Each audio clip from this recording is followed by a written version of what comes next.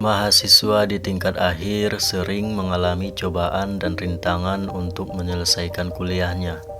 Banyak yang berhasil melalui tantangan itu, tapi juga tidak sedikit yang gagal dan meninggalkan kuliahnya tanpa berhasil menyandang gelar sarjana. Tantangan yang dihadapi terkadang tidak hanya masalah keterbatasan biaya, namun juga masalah pergolakan jiwa dalam kehidupan asmara. Kegagalan dalam dunia percintaan sering membuat seseorang terjatuh hingga ke dasar keterpurukannya. Namun biasanya potensi-potensi yang ada di dalam diri itu muncul di saat-saat keadaan-keadaan tersulit. Dan itu dibuktikan oleh kebanyakan tokoh-tokoh besar yang justru lahir dari penderitaan-penderitaan dalam hidup. Fikri, Ferry, dan Fajar adalah mahasiswa tingkat akhir yang sedang berjuang menyelesaikan kuliahnya. Di samping juga berjuang dalam kesulitan-kesulitan hidup. Mereka saling kenal sejak semula masuk kuliah dan menjadi sebuah persahabatan yang saling mendorong dalam setiap kesulitan yang mereka hadapi. "Kapan kau seminar proposal?" tanya Fajar pada Ferry. "Insya Allah minggu depan." "Gimana seminar proposalmu kemarin? Lancar?" kata Ferry balik bertanya. "Lancar bro, mudah-mudahan," jawab Fajar.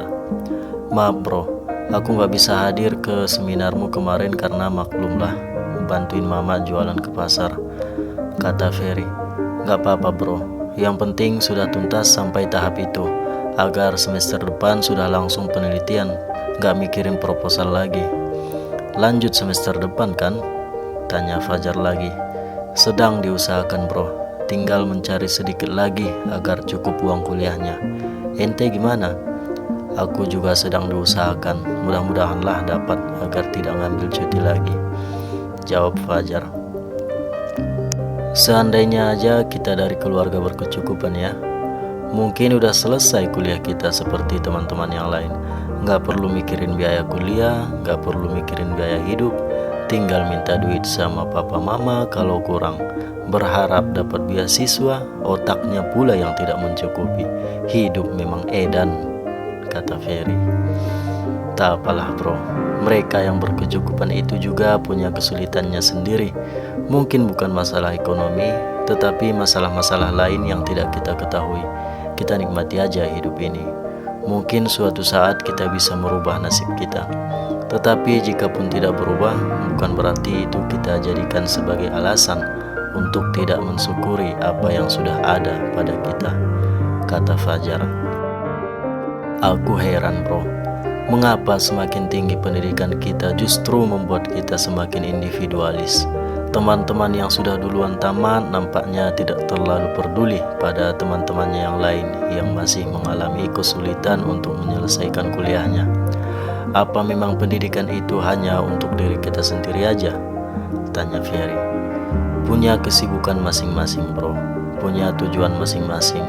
Mungkin mereka merasa harus memenuhi kebutuhannya dulu, tercapai dulu impian-impiannya, baru bersedia mencurahkan hati dan pikirannya untuk menolong orang lain, jawab Fajar. Adakah kebutuhan itu tercukupi bro? Apakah semua tujuan itu juga bisa dicapai sekaligus? Bukankah itu seperti tangga? Semakin banyak yang didapat, semakin banyak yang dibutuhkan. Tercapai tujuan yang satu, pasti akan berjuang lagi untuk mendapatkan tujuan-tujuan berikutnya. Itu tidak akan berakhir. Bahkan setelah mati, kita masih butuh orang lain untuk mengantarkan kita ke kuburan, tanya Fajar. Ente memang tidak pernah puas dengan jawaban positive thinking ya, jawab Fajar.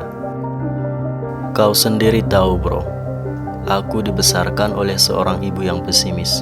Pesimis rasional lebih baik daripada optimisme yang irasional. Kau kan banyak membaca, kasih dulu jawaban yang memuaskan bagi seorang yang pesimis ini, pinta Ferry. Baiklah, demi memuaskan dirimu yang malas membaca dan banyak bertanya itu, akan kucoba memutar isi kepalaku untuk menjawabnya semampuku, dan semoga jawabannya salah, biar kau tersesat, jawab Fajar dengan nada sedikit jengkel. Tak apa-apa salah, yang penting berbobot bro, kata Ferry. Oke, Pertama, itu didorong oleh naluriah kita sebagai manusia yang membutuhkan makan untuk hidup. Untuk bisa makan harus kerja. Untuk bisa mendapatkan pekerjaan harus memiliki keterampilan dan pengetahuan.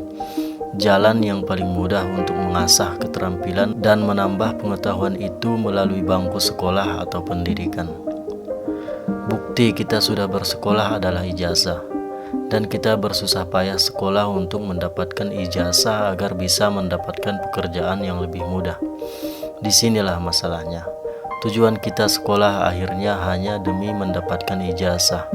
Artinya sekolah hanya untuk mencari makan. Kita lupa pada konsep dasarnya, yaitu makan itu untuk hidup. Alasan mengapa paradigma kita menjadi keliru seperti itu adalah di jawaban kedua, bahwa pola sistem pendidikan kita memang hanya mempersiapkan kita untuk menjadi sumber daya. Kalau kita dianggap hanya sebagai sumber daya, berarti kita tak ubahnya seperti mesin atau binatang ternak yang akan diperas terus-terusan selagi tetap bisa menghasilkan. Tidak ada binatang ternak yang bergerombol untuk melawan pemerasan dan penindasan tuannya. Oleh sebab itu, akal dan nurani kita harus terus diciutkan agar tetap bisa dikendalikan. Ada seorang pemain sirkus di Eropa. Untuk mengendalikan gajah sirkusnya, dia mengikatkan rantai di kaki gajah itu selama beberapa bulan. Tapi setelah itu dia hanya memasangkan gelang rantai di kaki gajah itu. Tidak diikat lagi dengan rantai yang panjang, tetapi gajah itu tidak lari kemana-mana karena merasa masih diikat. Gajah tidak punya akal, makanya dia tetap merasa terikat. Begitulah peradaban kita hari ini, bro. Peradaban barat yang tidak berketuhanan dan semi kemanusiaan. Kita tak bisa pungkiri, bro.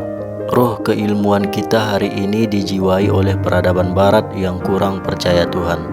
Kalau ente bertanya bagaimana mengubah pola sistem pendidikan kita agar mengutamakan sisi-sisi kepribadian dan kemanusiaan, ente lebih tahu itu kalau ente sudah menjadi menteri pendidikan suatu saat, jawab Fajar dengan panjang lebar.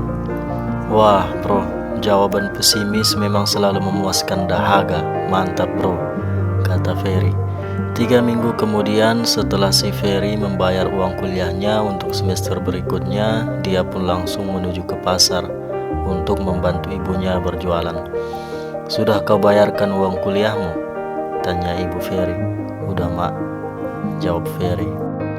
Gara-gara bapakmu yang menelantarkan kita sejak kau menghirup nafas ke dunia ini, mamak jadi banting tulang pagi, sore, siang, malam demi menyekolahkanmu, kata mamak si Ferry berkeluh kesah. Kalaupun aku tidak sekolah, kita tetap akan banting tulang mak. Mana mungkin orang lain mau banting tulang untuk menghidupi kebutuhan kita. Kita sendirilah yang harus kerja keras, jawab Ferry kesal. Setidaknya tidak akan sekeras ini banting tulangnya. Gara-gara uang kuliahmu yang mahal itu, kita tidak pernah makan makanan yang enak. Tempe tahu saja setiap hari.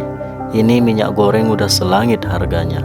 Kita rebus sajalah tempe tahu itu, gak usah digoreng-goreng lagi, kata mamak si Ferry. Udahlah mak, biar begitu pun kita kan gak pernah kelaparan selama ini.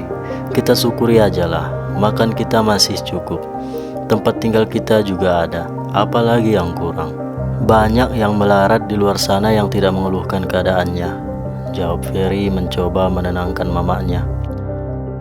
Bukan tidak disyukuri, cuman seandainya uang kuliahmu tidak mahal, hidup kita akan lebih mudah. Mamak sudah capek banting setir siang dan malam demi kau Ferry, kata mamaknya. Mak, sebagian besar uang kuliahku itu kan pakai duitku sendiri, hanya sebagian yang ditambah dengan duit mama, jawab Ferry mulai jengkel. Ya itu kan belakangan ini, dulu gimana? Mama kan tetap kerja keras setiap hari, kata mamaknya. Kenapa sih mamak selalu mengeluh setiap hari? Selalu saja kuliahku yang disalahkan. Mungkin mamak juga menyesal telah melahirkan aku ke dunia ini. Kalau mamak menyesal telah mengeluarkan uang demi sekolahku selama ini, akan segera aku ganti duitnya, semuanya, kata Ferry sambil kesal dan pergi meninggalkan mamaknya di pasar.